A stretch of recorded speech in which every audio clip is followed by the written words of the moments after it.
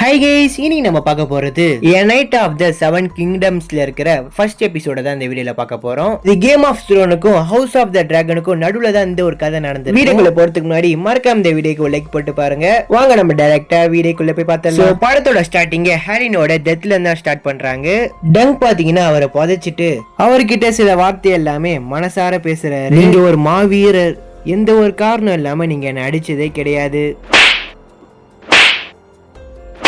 ஆனா இப்ப நீங்க இறந்திருக்கவே கூடாது அப்படின்ற மாதிரி டங்க் சொல்லுவான். அடுத்த நாள் அவனும் தூங்கி எழுந்த உடனே இந்த 3 குதிரைங்களை பத்தி பேசுவான். இது எல்லாமே அவரோட குதிரைகள் தான். நான் உங்க 3 பேரையுமே வித்தா ஒரு 2 வருஷத்துக்கு ராஜா மாதிரி வாழ்வேன், ஆனா அதுக்கப்புறம் பிச்சை எடுக்கிற மாதிரி நிலைமைக்கு வந்துருவோம். அந்த மாதிரி ஒரு முடிவு நம்மளுக்கு தேவையில்லை அப்படின்ற மாதிரி குதிரைங்க கிட்ட பேசிட்டு இருப்பான். டங்கும் பாத்தீங்கன்னா ஏதோ ஒரு நகரத்துக்கு போகலாம் சொல்லி முடிவு பண்றான். கிங்ஸ் லேண்டிங், லானிஸ்போர்ட் அப்படின்ற நகரத்துக்கு போகலாம் சொல்லி முடிவு பண்றான். அதுக்கப்புறம் கிளம்பி போக ஆரம்பிக்கிறான். ரொம்ப தூரம் போனதுக்கு அப்புறம் சாப்பிட்றதுக்கு ஒரு இடத்துல நிறுத்திருப்பாரு. அப்ப முன்னாடியே ஒரு பையன் நிக்கிறான். சோ இங்க இவன் வேலை பாக்குறான்னு சொல்லி நினைச்சுக்கிட்டு குதிரைங்களை பாத்துக்கிட்டு தீனிய போடு அப்படின்ற மாதிரி சொல்லி இருப்பான். நல்லா பாத்துக்கிட்டேன்னா உனக்கு நான் பணம் தரேன் அப்படின்ற மாதிரி டங்க் சொல்லுவான். இவன் இந்த இடத்துல வேலை செய்யறவன் கிடையாது, இவன் தான் ஏகான் 4th டார்கேரியன். டங்கும் டின்னருக்காக ஒரு இடத்துல போய் உட்காந்துப்பான். அப்ப அங்க இருக்கிற லேடியும் இவனுக்கு ட்ரிங்க்ஸ் ஊத்தி கொடுப்பாங்க. அப்ப ஆஸ்போர்டுக்கு எவ்வளவு தூரம் போகணும்னு சொல்லி டங்க் கேட்பான். அதுக்கு அந்த லேடியுமே இங்க இருந்து பக்கம் தான் அப்படின்ற மாதிரி சொல்லிட்டு, என் பையன் உங்களோட குதிரைங்களை பார்த்து இருக்கானா இல்லைன்னா ஓடிட்டானா, ஏன்னா போட்டியை பாக்குறதுக்காக பாதி ஊர் அங்க போயாச்சு, நான் விட்டா என்னோட குழந்தைங்களும் அங்க போயிருவாங்க அப்படின்ற மாதிரி சொல்லிட்டு இருக்காங்க. நீங்களும் அந்த ஒரு இடத்துக்கு தான் போறீங்களா அப்படின்ற மாதிரி அந்த லேடி கேட்டுட்டு இருக்க. அப்போ அந்த இடத்துல இருந்து ஒரு ஆள் எழுந்து, நான் ட்ரங்கை பத்தி கனவு கண்டனும், என்னை விட்டு கொஞ்சம் தள்ளியே இரு அப்படின்னு சொல்லி கிளம்பி இருப்பான். இவனை அந்த சண்டையில கலந்துக்க சொல்லி இருப்பாங்க. அவனுக்கு ஸ்குவாரா தான் கீழே இருக்கான் பாத்தீங்களா சின்ன பையன், அவனையுமே அனுப்பி இருப்பாங்க. இவன் குடிச்சிட்டு சுத்திட்டு இருக்கான்னு சொல்லி தெரிஞ்சுக்கிட்ட எக்கு நம்ம டங்க் பின்னாடி சுத்த ஆரம்பிச்சிருப்பான். இங்க டங்கும் ஹோட்டல்ல இருந்து கிளம்பி குதிரை எடுத்துட்டு போலாம் சொல்லி பார்க்கும்போது பார்த்தா எக்கு அந்த குதிரை மேல ஏறி உக்காந்துருப்பான். அதை பார்த்து கடுப்பான டங்கு அவனை அந்த குதிரையில இருந்து கீழே இறக்கி விடும் போதுதான் டங்கு அங்க நடக்கிற போட்டிக்கு போக போறான்னு சொல்லி தெரிஞ்சுக்கிட்டு, நானும் உங்க கூட வரேன்னு சொல்லி அந்த சின்ன பையன் கேட்பான். அதுக்கு உங்க அம்மா விடுவாங்களான்னு சொல்லி டங்க் கேட்க, பதிலுக்கு அந்த சின்ன பையனும் என்னோட அம்மா இறந்துட்டாங்கன்னு சொல்லி சொல்லியிருப்பான். அவன் சொன்னது உண்மைதான், இப்ப அவங்களோட அம்மா உயிரோட இல்ல. டங்கும் அவனை இங்க இருந்து கழட்டி விட்டுட்டு கூடவே குதிரையை பார்த்துட்டு இருந்தனால அவனுக்கு ஒரு காயினை தூக்கி போட்டு இந்த இடத்த விட்டு கிளம்பிடுறான். அதுக்கப்புறம் ஃபைனலி டோனிக்கு வந்துடுறான். ஐ மீன் சண்டை நடக்கிற இடத்துக்கு வந்து சேர்ந்துடுறான். வந்து அங்க இருக்கிற மைதானத்தை பாக்குறான். அது ரொம்பவே சூப்பரா அழகா இருக்குது. அதுக்கப்புறம் ஒரு சிப்பாய் கிட்ட வந்து போட்டி நடத்துறவர்கிட்ட நான் கொஞ்சம் பேசணும் அப்படின்ற மாதிரி சொல்லுவான். அதுக்கு சிப்பாயும் டங்க அவர் இருக்க இடத்துக்கு கூட்டு போவான். உள்ள வரும்போதே அங்க இருக்க சவுத்துல அடி வாங்கிட்டு தான் வருவான். உள்ள வந்த உடனே அந்த வயசானவர் சொல்லுவாரு, இந்த போட்டியில கலந்துக்கணும்னா நீ ஒரு நைட்டா இருக்கணும். அதுக்கு டங்கும், என் கூட இருந்தவர் என்னை ஒரு நைட்டா ஆக்கி இந்த ஒரு ஸ்குவாடையும் என்கிட்ட கொடுத்துட்டு தான் இறந்து போயிட்டாரு அப்படின்னு பிளம்பர் கிட்ட சொல்லி டங்கு ஒரு நைட்டுன்னு சொல்லி பிளம்பரை நம்ப வைப்பான். இப்போ வரைக்கும் அந்த வயசானவர் நம்ம டங்க நைட்டுன்னு சொல்லி நம்பி இருக்க மாட்டாரு. நீ நைட் ஆனதுக்கு என்ன காரணம் சொல்லி அந்த வயசானவர் கேட்பாரு. அதுக்கு டங்கு ஒரு மரத்துல இருக்கிற ஒரு பறவை தான் அப்படின்ற மாதிரி சொல்லியிருப்பான்.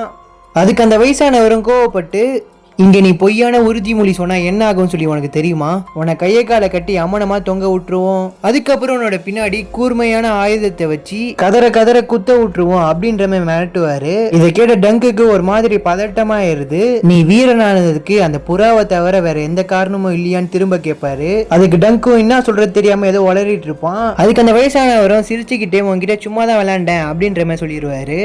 கடைசி வரைக்கும் அவனை போட்டியில சேர்த்துக்க மாட்டாரு. அப்போ அவனை அந்த இடத்த விட்டு கிளம்புவான். உடனே அந்த வயசானவர் நம்ம டங்க கூட்டு, வந்து இருக்க நைட்ல உனக்கு யாராச்சும் தெரியுமா, வந்து உனக்காக பேசினா உன போட்டியில சேர்த்துக்கிற அப்படின்ற மாதிரி அந்த வயசானவர் சொல்லுவாரு.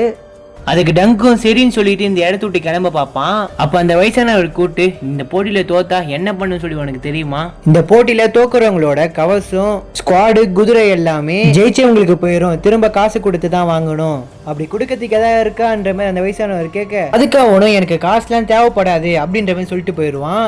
இப்ப டங்கும் குதிரைங்களை ஒரு இடத்துல கட்டி போட்டு இவன் தேடி வந்த ஒரு இடத்துக்கு போவான். அப்போ அங்க இருக்கிற பொண்ணுங்க நம்ம டங்க எஜினைட் சொல்லி கேலி பண்ணுவாங்க. எஜினைட்டுக்கு அர்த்தம் இவங்களுக்கு சொந்தமா சொல்லிக்க வீடு இருக்காது, இருக்கிற இடத்துல தான் தங்கிப்பாங்க, ஒவ்வொரு ஊரா போய் சேவ் பண்றதுதான் இவங்களோட வேலையே. அதனாலதான் அந்த பேரே இவங்களுக்கு வந்திருக்கும்.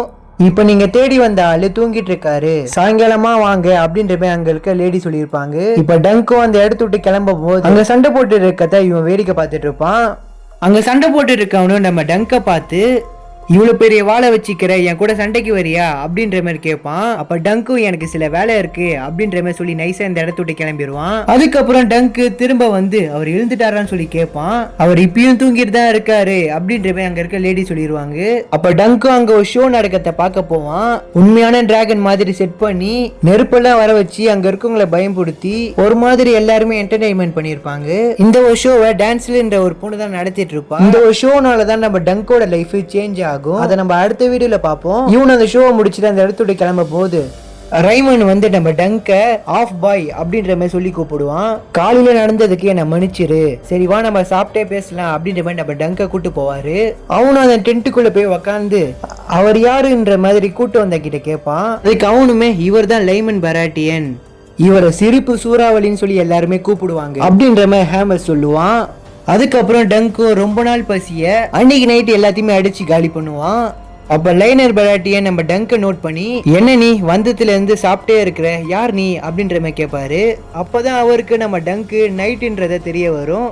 அது மட்டும் இல்லாம அந்த கிங் கூட டான்ஸ் ஆடும் போது லீமர் பாத்தீங்கன்னா நம்ம டங்கோட காலை மெரிச்சிருவாரு. அப்போ கூட வலிய தாங்கிட்டு ஜாலியா டான்ஸ் ஆடுவாரு. இந்த இடம் கொஞ்சம் ஃபன்னா இருந்திருக்கும். இது மட்டும் இல்லாம கிங் பக்கத்துல உட்கார வாய்ப்பே கிடைச்சிருக்கு. அவரோட கிரீடத்தை கூட இவனோட மண்டியில மாட்டியிருப்பான். அப்பன்னு பார்த்தா அந்த இடத்துல லேண்ட்ஸ்பேட பார்ப்பான். சோ அவர்கிட்ட இந்த விஷயத்த எல்லாத்தையுமே சொல்லி ஹெல்ப் கேட்கலாம் சொல்லி பார்ப்பான். அதுக்கு அவருமே சடனா நோன்ற மாதிரி சொல்லிடுவாரு. இப்ப டங்குக்கு லார்ட் இல்ல நைட் யாரா வந்து பேசினாதான் இவனை போட்டிலே சேர்த்துப்பாங்க. இவனு சோகத்தோட காட்டுக்குள்ள போகும்போது அப்போதான் எக்கை மீட் பண்ணுவான். அங்க அவன் ஃபிஷ்ஷை குக் பண்ணிட்டு இருக்கிறான். நீ எப்படா இங்க வந்த அப்படின்ற மாதிரி டங் கேட்க நான் ஒரு வண்டியில ஏறி வந்துட்டேன் அப்படின்ற மாதிரி எக் சொல்லுவான். சரி வா நீ எங்க இருந்தியோ நான் அங்கேயே கொண்டு போய் விட்டுடுறேன் அப்படின்ற மாதிரி டங் சொல்லுவான். அதுக்கு எக்கும் நான் எங்கேயுமே வரமாட்டேன் அப்படின்ற மாதிரி சொல்ல நான் உன் கூட இங்கேயே இருக்கனே அப்படின்னு சொல்லி பாவமா கேட்பான். பாவப்பட்டு அவனுமே அவன் கூடயே சேர்த்துக்கிறான். அடுத்து என்ன நடந்ததுன்னு சொல்லி தெரிஞ்சுக்கணும்னு நினச்சிங்கன்னா மறக்காம பார்ட் 2 கமெண்ட் பண்ணுங்க.